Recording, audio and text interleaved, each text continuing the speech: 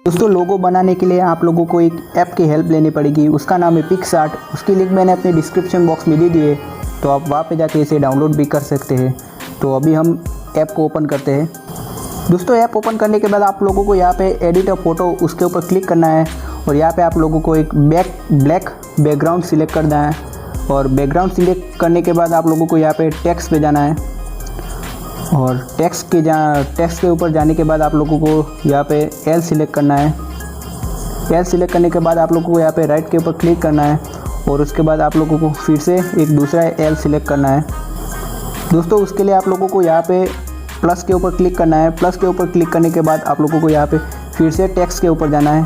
Text के ऊपर जाने के बाद आप लोगों को फिर से एल के ऊपर जाना है और यहाँ पे आप लोगों को दोनों फॉन्ट स्निगलेट उसके ऊपर आप लोगों को रखना है।